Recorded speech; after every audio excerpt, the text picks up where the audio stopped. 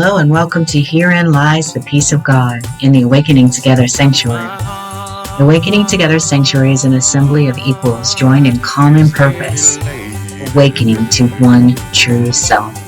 Within an appearance of many faiths, many cultures, and many symbols, we seek to discern one truth and to rest in its embrace. The host of Herein Lies the Peace of God is Reverend Jacquelyn and Eckert, the President Minister of Awakening Together. Our co-host is your favorite anarchist preacher, Reverend Glen Ganaway, integral scholar. The Course in Miracles says this about discerning one truth. Nothing real can be threatened. Nothing unreal exists. Herein lies the peace of God. Sing glory, glory, hallelujah. How wonderful thy holy name. Now I can see with God's own vision, and I see peace instead of pain. Yes, I see peace instead of pain. I can see peace instead of pain.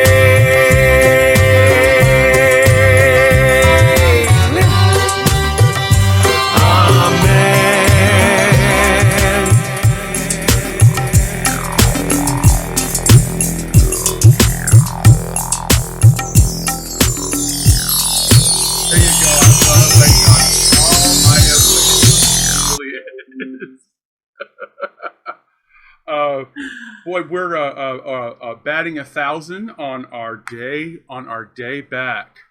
Happy summer solstice and happy summer, everyone. How are you, Jacquelyn? I'm great. It's so fun to be back here with you again for this purpose. It's just really, really cool. We've been looking forward to this all week. When I opened the chapter 5, and then we played the opening, and it's like, oh, how about that? We're going to talk about the theme song tonight. Oh, we are? Shoot, I must have read the wrong thing. You like what she goes, I could see peace instead of pain. Okay, I got it. You know, she says these things. You'll find, I've just been astounded how often she will throw in random paragraphs. She will summarize other teachings inside another teaching. Right? I'm sure you've recognized this as well. You've seen her say any number. I'm beginning to see she makes the definition of sin, I think, in every single chapter. But she defines it differently in every single chapter. I have a theory that she does this. And that's why I love the manual for teachers that we're going to talk about tonight. Yeah, the word that comes to mind is holographic. Oh, see, I think of the Indra's web. Yeah. That vaguely brings some college, something back here, but I got nothing. Have you ever seen a spider web with dew on it? You've seen a spider web with dew on it. Yeah. It's called Indra's web. If you look at each dewdrop, it reflects every other dewdrop on the thing. It's like the earliest way of understanding that concept, that holographic. The whole is contained in the littlest in the. So, and we're going to talk about cause and effect tonight too. We're just just all over the place. Yes, that doesn't mean we won't be inspired and let a little bit of wisdom come through. The fact that we're all over the place. So. Yeah. I hope so. We'll see. We'll let you be the judge of that. Hopefully we'll laugh a little and not cry too much along the way. Okay, that's a good plan. When you opened this and thought it was what subject we were going to be talking about? How did this chapter really hit you? Because we've been talking, the way this falls in the chapter, we've been talking about what is a teacher and the qualities of teachers, and she leaves us on open-mindedness. She goes, and one of the qualities that you'll want to develop that is central to the teaching is open-mindedness, and then she drops this bomb. Yeah, and this is why you need open-mindedness, right? This is why you need open-mindedness. I felt like I had this vision of Helen Schuckman at the turntables, and she just drops the bass. It's like boom. into pain and suffering, and and what is the material world and all of this. So what did you think when? Well, it's funny, Glenn, because I really appreciate that perspective. That it would take open-mindedness to begin to contemplate, the reversal of cause and effect here, right? But after having been deeply involved in this journey for so long, it's like, I don't, this to me now, it's become so reversed in the mind that it just doesn't seem like that it's that big a deal. But to the world's thinking, it definitely is. So it's just fascinating to be reminded of that. So thank you for doing that. And you can see that thinking in the world. Yeah. It's like it's every TV show. It's every TV show. The narratives and everything are just absolutely clockable for me anymore, which makes television less and less interesting. Yolanda and I are fighting. It was like, whatever, and it was like it was like, no, we just cannot. We're losing interest in like other narratives than the truth. Yay! It's just, where the world gets smaller and smaller, right? Yeah. The material world gets way simpler to deal with. It really does. And so that's what healing is. But this is a long bit of a chapter. Because there's 3 sections to it. Yes. I think I'm optimistic. Are you optimistic? Oh, I think we can probably do it, right? Do this all of section 5. I think so. I'd like to. That's my goal. So we'll see. And I don't know if it's a section or a chapter or what, because I've got the original version in front of me, and no, I don't. I've got the sparkly edition in front of me, and it's not numbered the same. So yeah, there's 3 sections. There's 3 yes. sections, right? Okay. Yes. So tonight we'll be looking at how is healing accomplished from the teacher's manual. And the 3 sections are the perceived purpose of sickness, the shift in perception, and the function of the teacher of God. Sound right? No, it does. Oh, I'm relieved. You know how you talk about being on the same page? At least you're on the same physical page. We'll see if we're on the same page otherwise. Yeah. So that's why I enjoy this. That's why these discussions have been so meaningful to me, is that you and I come and are looking at often the same things in the exact same way from radically different places and arrivals and journeys, and that is just absolutely spectacular, because I'm never going to be able to enter your world. I'm never, that world. I mean, and so keep that thought in mind as we move through what is sickness and things like that. So how much that is. Great. That's great. Well, do you want to go first? Do you want me to go first? How do we do this? Why don't we alternate, because there's 3 sections. Why don't we alternate? Why don't you read the Okay. There's a 2-sentence intro and then the perceived purpose of sickness. Yeah. Okay. So I'll do that part. Okay. So here we go. And remember, I'm reading from Sparkly, so it may read just slightly different from your version. We haven't found a difference yet. Oh, okay. There you go. So how is healing accomplished? Healing involves an understanding of what the illusion of sickness is for. Healing is impossible without this. So I'm going to read through it, and then I'll go back and talk a little bit about it. So let me do that. Is that okay? Yeah. Okay. So the first section, the perceived purpose of sickness. Healing is accomplished the instant the sufferer no longer sees any value in pain. Okay, I said I was going to read it and then talk about it, but that's not how it's going to go. Okay. Because I just came. Here it is. Healing is accomplished the instant the sufferer no longer sees any value in pain. And all I want to say about that is that's your first clue, right? Here's your sign. This is where we're headed. That it's all in my hands.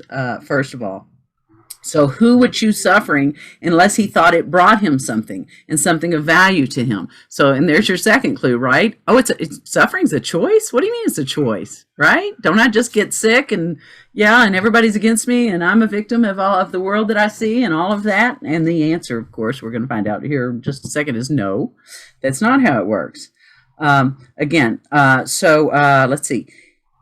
Who would choose suffering unless he thought it brought him something and something of value to him? He must think it is a small price to pay for something of greater worth. For sickness is an election, a decision. It is the choice of weakness in the mistaken conviction that it is strength. When this occurs, real strength is seen as a threat and health as danger. Sickness is a method. Sickness is a method conceived in madness. It's a method for placing God's Son on his Father's throne. God is seen as outside, fierce and powerful, eager to keep all power for himself. Know anybody? Isn't that funny? Like that? Yeah. Only by his death can he be conquered by his Son. So next paragraph. And what in this insane conviction does healing stand for? It symbolizes the defeat of God's Son and the triumph of his Father over him. It represents the ultimate defiance in a direct form which the Son of God is forced to recognize. It stands for all that he would hide from himself to protect his life.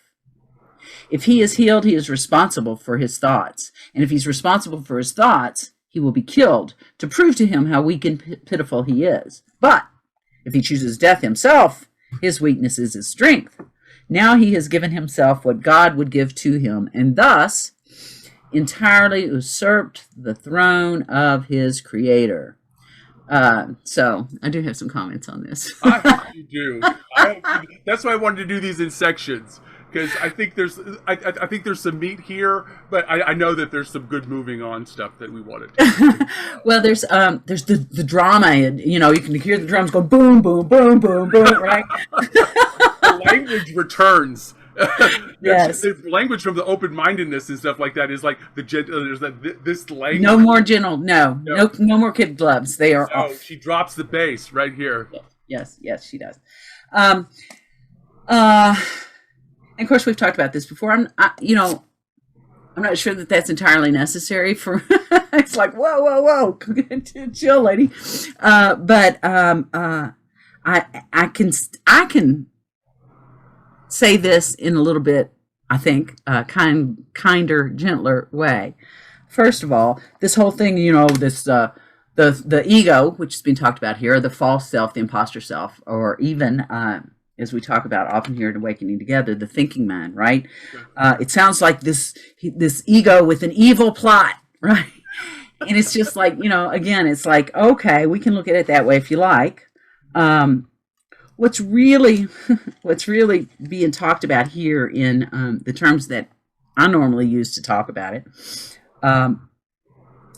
is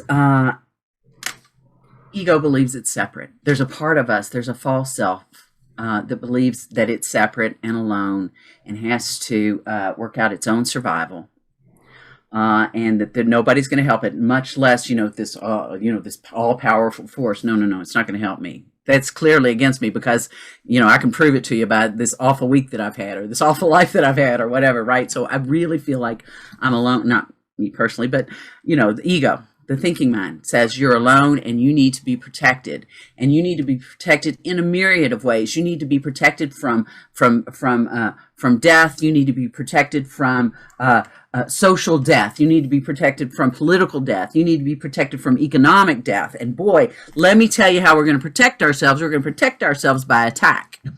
So that's what this ego does. So it attacks everybody and everything in an honest effort to protect itself. So, so to see it as the bad guy, I don't know how helpful that is for me. Yeah, I have never found it helpful. The way I usually describe by waking up to what the ego was I didn't realize it, but I spent my whole entire life trying to drag my ego to the River Jordan to baptize it.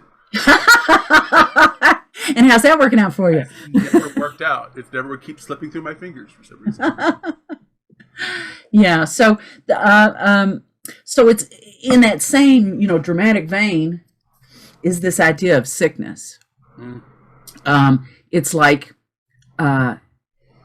it's also called sometimes in here, and I think as well as Holy Spirit's interpretation of the New Testament, it's called insanity rather than sickness. So it can be confusing because it talks about sickness and it spends time in these sections that we're reading tonight talking about the body, but it's really talking about the difference between thought and form. Yep. So we're going to talk about how thought creates the world that we see. Yep. And then we believe it. And so we're like, oh gosh, the world is doing this to me, but it's actually the thoughts themselves that create the world. It's not our actions in the world. Actions only proceed from the thoughts. So I think that's where we're going, and we've usurped the throne of our Creator. I know. I mean, it's like, okay, I'm the center of my universe. It might be a simpler way to say that. I have made myself the center of the universe. Yeah. Okay. I kind of liked the arch dialogue, and you knew I would, but I kind of liked the arch dialogue in this, and you haven't made me think of it because we've made suffering so sacred. The major religion is a death cult that somebody has to die in order for God to look on you. So that's the major thing that we're talking about. And so this arch language about what a body is and what you think and you're railing against the suffering of the world, and you're in a death cult.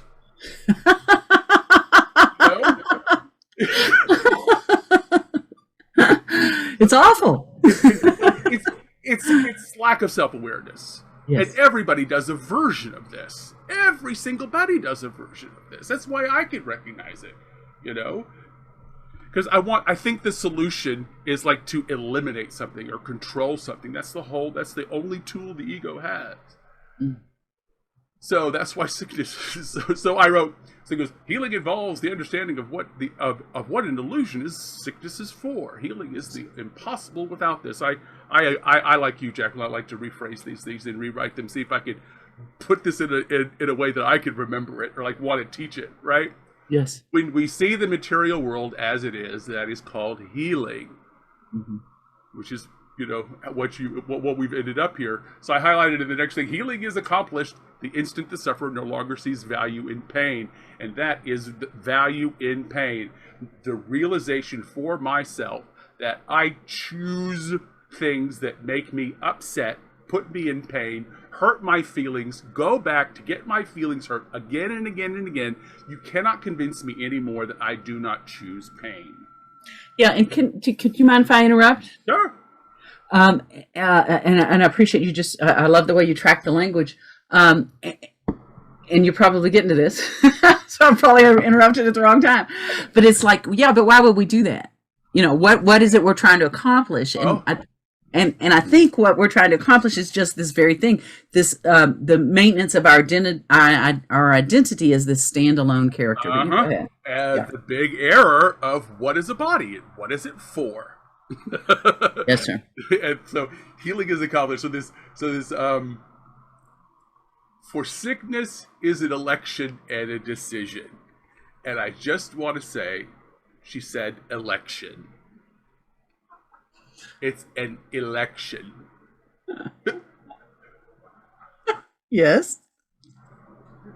So what we do on all levels, we're choosing what is we're participating in it. We're electing to participate in it. Yes. That's why it is called an election. You are electing, making the choose. So this is the world. She makes no bounds of it, and again, it's like, yeah, this is an election. She sticks that in there. I love that. So in the admission that I have value in pain, that it's stimulation, that it's my opinion on my body's information, of course, that I have formed in the past, and that suffering. Here she implies the suffering serves my redemption, right? That's the cardinal thing. That suffering is good to make that. That's the third law of chaos, and that suffering proves that I'm strong and I'm brave, right? It also proves that God doesn't know what He's doing. You know, because it shouldn't be like this. I'm the cherished son of God. I got a broken arm, you know, or whatever it is. This is proof God doesn't know what she's doing, you know. But so, and it requires an outside solution, you know. This now I'm sitting. It requires an outside solution. If I controlled everything, it's the desire. If I controlled everything, then my pain and suffering would end. What's the problem I see is I just don't have enough control. I love that. Yes. It reinforces that I'm a body. And the next paragraph I had is, and what in this insane conviction does healing stand for? Well, it symbolizes like as being not what it really is. It's a symbol, being a material object, and anything on top of a material object, it's a symbol on a symbol. So what is it? So what does this insane conviction, does healing stand for? Well, it symbolizes the defeat of God's Son and the triumph of His Father over Him. Oh my God, you have to go to heaven. What awful, awful, awful thing that is. Everything, God's going to win, and you're going to get everything, heaven, all the virgins, whatever it is, you're going to get it. Why would you not do that? You know? Whatever version of heaven are like the best thing ever, you know? Why would you not do that? Well, because we'd have to admit that we were wrong. And that we do choose pain, right? Healing is a defeat. I say, I'm hurt, and I am a body, and I know, and I hurt. And God says, you're me. You're me. Take my hand. We'll show you what this is for, what it all is. Let's do this. You're me. And I'm not going, no, I'm the material world. I'm an object, I'm an object, I'm an object, I'm an object, I'm an object, I'm an object, I'm an object, I'm an object, I'm an object, I'm an object. You know, over and over, in different forms, in many different ways. And I totally do this. I absolutely do this. So it keeps our identities locked in the material world. Yes. Sickness just keeps our identities locked in this material world. And so, too long didn't read is choosing the little identity of the ego instead of accepting our inheritance as the divine. I thought it would make, it is suffering, because I thought it would make me boring. I thought it would be restrictive, this choosing, when it's the other way around, which is flipping the cause and effect.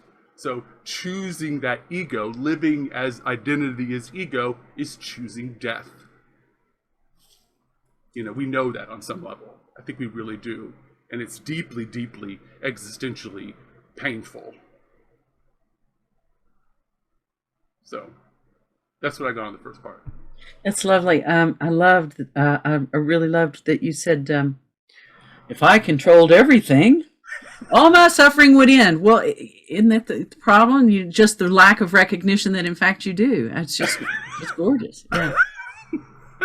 Yeah, it's like she really, I don't know. She brings me along and tells me that I know more than I think I do, and I just don't apply it.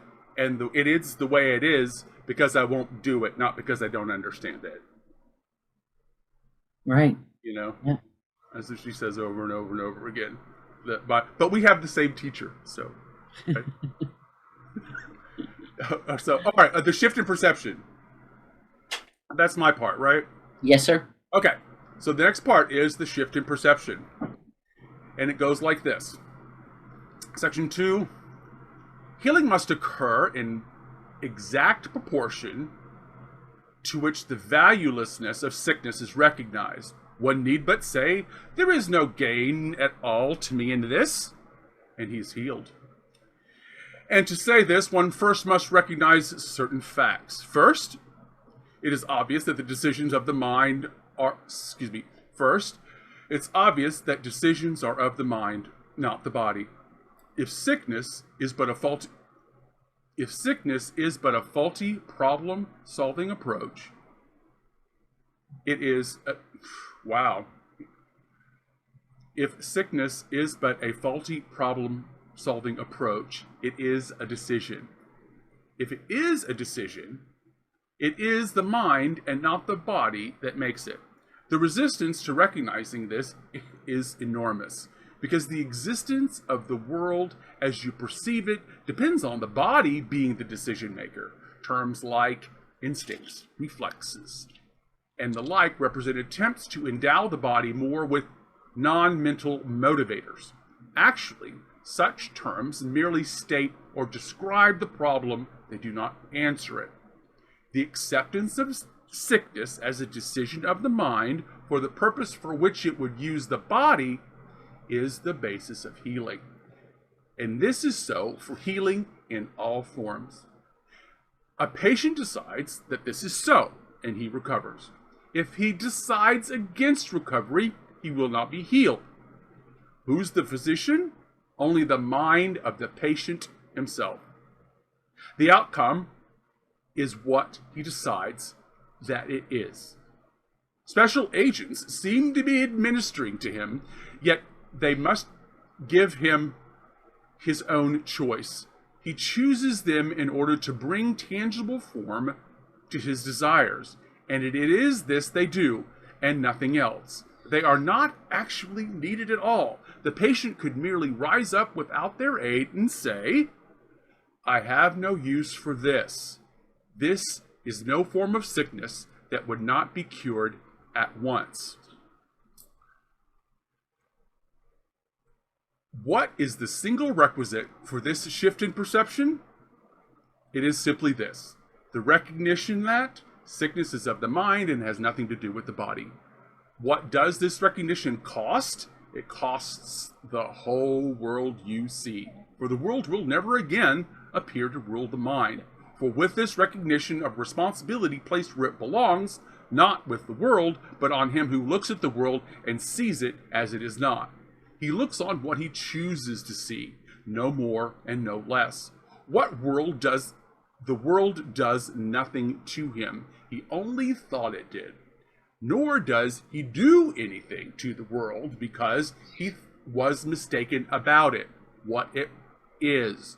Herein is the release from guilt and sickness both, for they are one. Yet to accept this release, the insignificance of the body must be an acceptable idea. Last paragraph. With this idea is pain forever gone. But with this idea goes all confusion about creation. Does not this follow necessary? Does not this follow of necessity? Place cause and effect in their true sequence in one respect, and the learning will generalize and transform the world. The transfer value of one true idea has no end or limit. The final outcome of this lesson is the remembrance of God. What do guilt and sickness and pain, disaster, and all suffering mean now, having no purpose? They're gone, and with them also go all the effects they've seemed to cause. Cause and effect but replicate creation, seen in their proper perspective. Without distortion and without fear, they reestablish heaven. And I'm going to take a drink.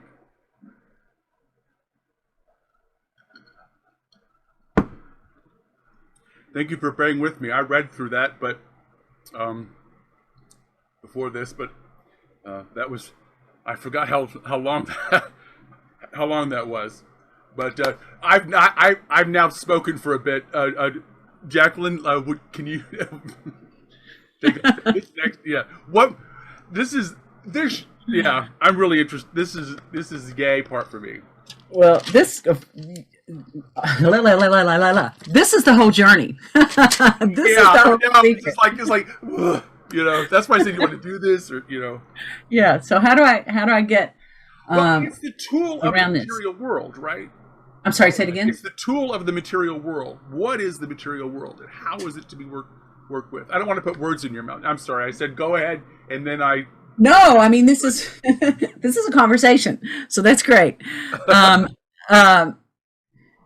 Really, what I see in this is a couple things, and it's responsibility for sight, obviously, and it's the creative principle, as we talk about it in Awakening Together. Let me look at a couple of these phrases. If okay, let's see. Again, it's this sickness. It's like an unhealed mind is all that this means, as we refer to it in Awakening Together. It can get a little confusing because of the way the Course and Helen use the term mind, but that's all that's being talked about here. It's not talking about lung cancer. It's talking. I mean, although that's certainly included, but it's talking about the unhealed mind, the insanity that we live in, the things we believe, and the way we operate in the world. So that's the sickness that's being talked about. And of course, it's saying, listen, you only need to recognize one thing. You're not accomplishing what you thought you were accomplishing by listening to the thinking mind. You are indeed in control, but your failure to recognize that you are in control is the sickness. You do this but unto yourself, right? So it's self-examination, wouldn't you say? Oh yeah. And, oh my God, this is the journey. This is the whole thing. Yeah, it's a lot. Let's see. Yes, and it says the resistance to recognizing that it really is my choice, whether or not to suffer. It says the resistance to recognizing that is enormous because because the whole world, as we perceive it, the way we're used to living, it all rests with this recognition. So it says the existence of the world as we perceive it depends on the body being the decision maker, or the false self, the little mind, the thinking mind being the decision maker. Again, the acceptance of sickness or insanity is a decision of the mind. It says here, I would say, of the thinking mind. Should I go on? Did you want me to go through this? No, finish. Now that I started. For a half hour. Okay, good. Yeah. So, then they talk about, okay, so, you can take, and it seems to be specific to the body. I don't think it's specific to the body, but it's interesting because they're talking about, you take medicine and it only heals you because you think it does, right? But the word double entendre comes in, and that's not the right word, but, but there's some double meaning here, certainly. Because it says the things that you think will heal you may or may not, but they only do that because what your mind conceives of, what the thinking mind conceives of, is what it becomes evident in form.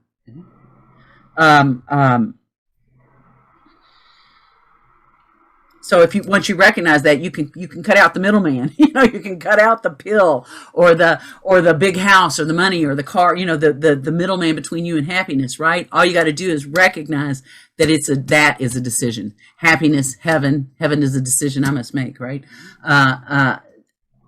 All it requires is that recognition. You don't need all these middlemen, these steps on the way.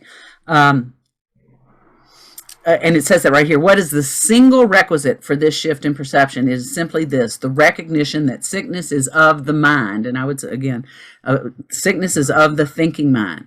It has nothing to do with form. Form is irrelevant. Yeah. So let me see what else. He looks on, for with this recognition is responsibility placed where it belongs, not with the world, but on him who looks on the world and sees it as it is not. He looks on what he chooses to see, no more, no less. The world does nothing to him. He was mistaken. And this releases from guilt and insanity, or sickness, both, right?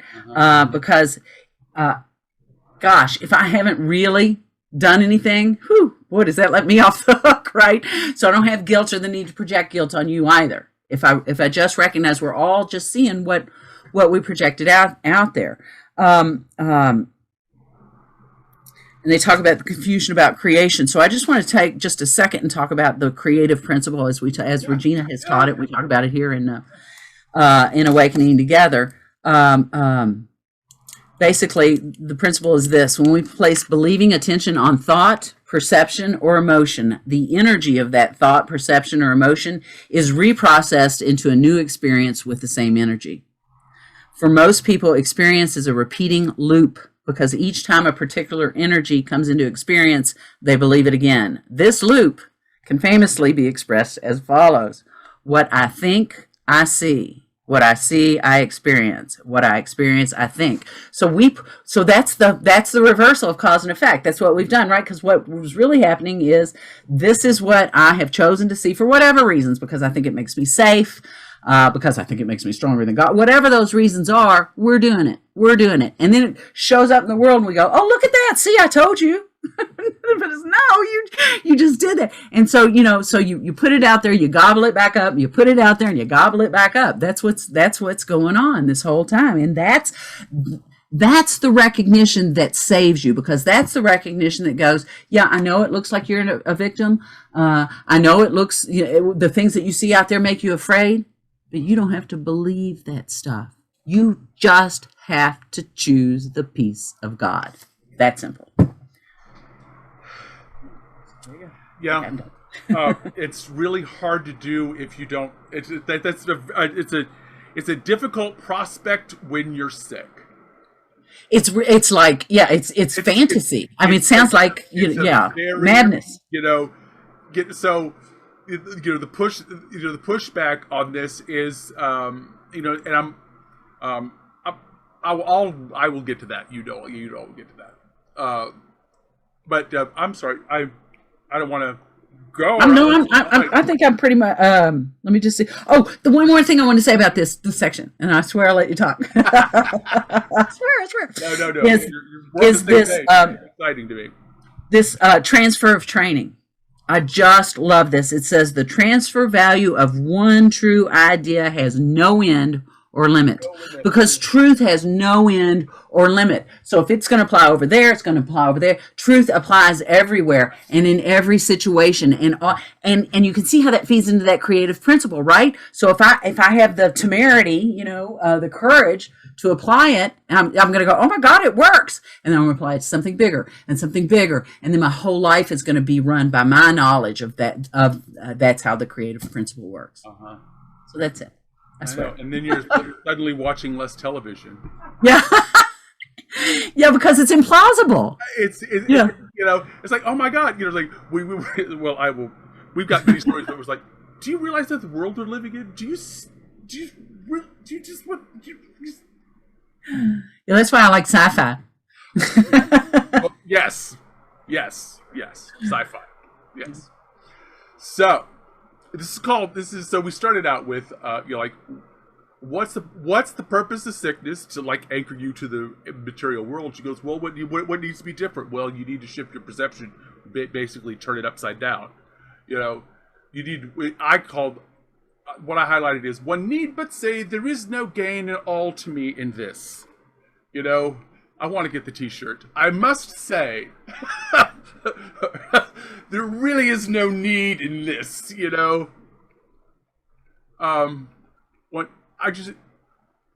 such terms merely, and she's talking about reflexes and instincts and the information we get from the body, and very valuable stuff. We wouldn't be here without instincts and reflexes. No one's denigrating instincts. Such terms merely describe the problem. You're only willing to take information from this set of data, and you are not willing to take information from another set of data that's contrary to That's why we have to call them miracles. Right. But if they're not happening, I'm upset. So I call this the turn from the material to the spiritual, from the outer to the inner focus. It's where the decisions become of the mind say, there's no gain to me at all in this. Choosing pain and suffering, right? When you recognize, it's the game of choosing, recognizing when you're choosing pain and suffering. And this belief that switching it up, believing that the body makes decisions, or the world is the way it is because the world is creating these problems and the world is doing this all by its independent self. She goes, that is a faulty problem-solving decision. Yeah. Approach. That's the faulty decision-making approach. Using all the wrong data is a faulty decision-making approach. Perfectly said. And it's just this, so what that is in philosophy, that belief is called essentialism. That we are the result of our DNA, the material world is what we are. We live and die and have no, we can think of all this other stuff, but we're no more than a cat or, no more than a tree or an ant, or we live and die and the thing is just there's nothing happening. So this only allows us to have material solutions to that problem. Then grab it all, then get it all, then have the most pleasure, or do the thing. There's only material solutions to that paradigm. It doesn't work. That's why we're here. That's why a lot of us opened A Course in Miracles, because we got to this recognition that the material world wasn't doing it for us anymore. And it identifying with this ego, identifying as I'm an object, doesn't allow us to examine what is happening, what is cause and effect, what is means and ends. You can't examine it because you don't have the data. You keep just rejecting the data. Yeah. So the purpose of the material world is to use the body to teach us about how powerful our decision-making ability is, apparently. The material world is an example of how powerful we are. Our bodies are. Our decisions are powerful. What I desire does come to pass. I decide the outcome. You know why? Because I'm telling the narrative. I'm telling the story, So what I desire comes to pass. Say, I have no use for it. She does this again. I have no use for. Fill in the blank. So, and then she recounts the miracle at the Bethesda fountain. Did you hear that? She recounts the miracle of the man of the Bethesda fountain, where she goes, if you were willing to heal, you would get up and walk. Pick up your mat and walk. Is that the one? Walk. You're healed. You can heal if you want to. And he goes, okay. You need something material to help you with all of this. Amazing, Justin. This man is never identified. This man is never, ever, ever identified. It's just one of those things that somebody remembered and randomly happened. Jesus is walking by, goes, oh, help, I can't see. See, just see. Come on, it's not hard. It's not hard. Well, he does say he sat down and had an intimate conversation with him, and it was a healing temple, and it was a Holy Spirit. He just had a conversation with him and changed his mind about who he was, and he saw. It's amazing. So even our mainstream stuff is out here telling this story.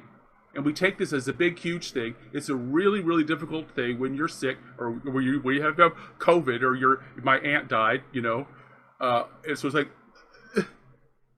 that's pretty bad. That's suffering. And, so what do you, I'm not a body. I'm not a, I'm free. I'm not a body. How do we get around that and be with sickness and be with the material world and not be so, and take into consideration what is actually happening in front of us? It isn't see already, just see, or like Bob Newhart says, just don't do that. Stop. Just stop. Yeah, stop. Just whenever stop. Right? So why don't you read the last piece here? Okay. The function of the teacher of God. This is oh my God! I didn't just. What time is it? It's 1:45. Okay, yeah, go ahead. No, go ahead. Oh my God! I'm going to read chapter 3. Section 3. Yeah, let's do this. All is well. Let me do that. The function of the teacher of God. Oh, yeah. If the patient must change his mind in order to be healed, what does the teacher of God do? If the patient's the one changes his mind, what does the teacher of God do? Can he change the patient's mind for him? Certainly not. For those already willing to change their mind, he has no function except to rejoice with them, for they've become teachers of God with him. He has, however, a more specific function for those who do not understand what healing is. These patients do not realize they have chosen sickness. On the contrary, they believe that sickness has chosen them. Nor are they open-minded, as you pointed out, nor are they open-minded on this point. The body tells them what to do, and they obey. They have no idea how insane this concept is. If they even suspected it, as you said with the guy at the fountain, if they even suspected it, they would be healed. Yet they suspect nothing. To them, the separation is quite real. To them, God's teachers come to represent another choice. Okay, that's funny how that was. Yeah. So anyway, so what are God's teachers going to do with those folks? They come to represent another choice, which those people had forgotten. Mm-hmm. This simple presence of a teacher of God is the simple presence of a teacher of God is a reminder. There, his thoughts ask for the right to question what the patient has accepted is true. His thoughts ask for the right to question what the patient has accepted is true. As God's messengers, his teachers are the symbols of salvation. They ask the patient for forgiveness for God's Son in his own name. They stand for the alternative. With God's word in their minds, they come in benediction, not to heal the sick, but to remind them of the remedy God has already given them. It's not their hands that heal. It's not their voice that speaks the words of God. They merely give what has been given them. Very gently, they call to their brothers to turn away from death. Behold, you Son of God, what life can offer you. Would you choose sickness in place of this? Not once do the advanced teachers of God consider the forms of sickness in which their brother believes. To do this is to forget that all of them have the same purpose and therefore are not really different. They seek for God's voice in this brother who would so deceive himself as to believe the absurd God's Son can suffer. And they remind him that he has not made himself and must remain as God created him. They recognize illusions can have no effect. The truth in their minds reaches out to the truth in the minds of their brothers so that illusions are not reinforced. They are thus brought to truth, and truth is not brought to them. So are they dispelled not by the will of another, but by the union of the one will with itself. And this is the function of God's teachers, to see no will as separate from their own, nor theirs as separate from God's. And I wrote in the margin, easy peasy. Oh, I know. And of course it is. It is easy peasy. And I just love this. The function of the teacher of God is to be an example of the truth, right? Presence. Yes. So I'm not going to join you in your grousing about the world. I mean, because I recognize in its illusion and just this little damn it, my pen broke, or whatever, tower fell, right? Then, I mean, it's all an illusion. And I will stay in this equanimity because I am aware of that. And people will look at me and go, where'd you get that peace that passes understanding? And what's at the root of it? And they'll want to find that out for themselves. And the truth is, they already know it. It's already been given them. Yeah. So all I'm doing is helping them remember that. And I do that not because I say the right words, although that might help, but not because I say the right words, but because they go, I want me some of that. So that's my take on that. That's the thing, So a lot of spiritual teachers have a physical healing story, or a physical story about their, encounter with sickness or something like that. Adyashanti tells a story where he was. After he was doing all this for many years, his knee got really bad. Mm-hmm. And his knee began talking to him about saying, why were you so mean to your body? Why were you so mean to us during your training? Because he used to sit for hours, and he was an Olympic bicyclist and things like that. So he was really, really, really tough on his body. And so he says, I had to listen to all the kinds of suffering. Like, I didn't think that I wanted control, that I was going to have control, having control over my body meant a spiritual thing rather than the expression of who I was. I hurt myself by being in meditation, and it wasn't conducive to, that had to be healed. The desire to clamp down and to get something, and was reflected in his knees and stuff like that. So I always remember that we can do the function of the teacher of God is that when we do realize who we are, all kinds of healing and stuff comes up. It comes up for us too, as well. That when we get on this journey, a lot of times there'll be upsets, and they're like in addiction studies, they call this chemicalization. As soon as you get like clean and sober, you get your mind right, you kind of go through a really bad cold or something like that. To get cleansed out and stuff like that. It happens a lot. Sickness is used in lots of different ways. So anyway, the first part here was change the patient's mind for him. Certainly not.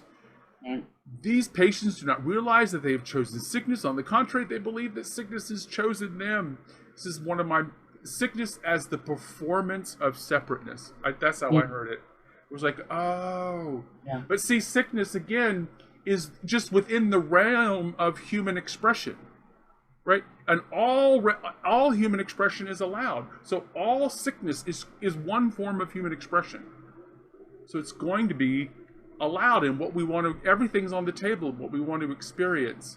And the insanity is taking orders from material objects. We've made movies about that, about the machine overlord, and it's about the Matrix and about the Borg, letting machines make all the decisions for us. And yet we're saying, I want to make the world make the decision for me about how I'm going to be and who I am. I don't want to be a spiritual person. I want to be an object to them. So she says, the lesson is, for me, has been to learn how to feel without judgment, but instead to see it as acquiring information, to see uncomfortability, to see unease, to see anxiety or adrenaline, or as information about my own healing, about where I have beliefs that aren't true. Or that, it's not that I feel them, it's just that the anxiety is there. So there's a belief that's creating that secretion or that thing that I'm doing it. My mind is doing it, So teachers represent another choice. I just love that. And isn't every single person, isn't that would be a really good, who do you want to be? Who do you want to be today? Each person is a choice. Each way of being all the time is a choice. Yes. Shouldn't we be encouraging expression? Creation? Shouldn't we? Those are can be dangerous words.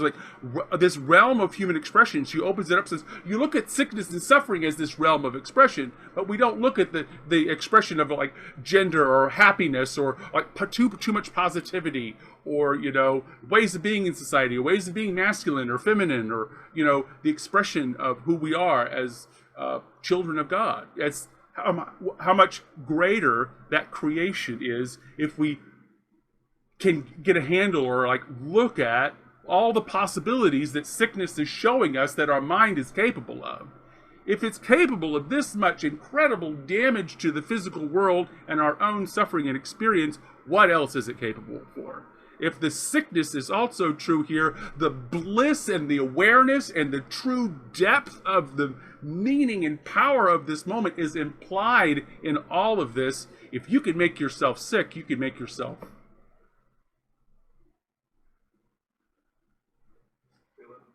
It's a choice. It's an election. So choose wisely. Choose wisely. I know. So here's the conclusion I want to. So no level. So the last part is there are no levels in sickness. They all have the same purpose, and our teacher is to be the voice of God, to believe in the wholeness and the healing for others and for ourselves, not to reduce illusions and not to. But this is where you were talking earlier. But don't fight them either. to let go of the illusions, but don't fight them. Fighting them is where we get things. So I wrote, so what is sickness for? It teaches about means and ends. Our creative force is always on, as the first chapter reminds us. We've left the station and we encounter, understand, and interact with the material world is the learning and teaching process. It greatly determines our experience. Sickness motivates us to switch our focus from outward thinking to an inward trust and certainty. The material world begins to reflect that understanding as it no longer holds a strong attraction. The sickness of our minds is creating a sick material world to look upon and experience. What presence of healing in the world could we be to our communities? That's so sweet. It's just, not to agree that someone's insane,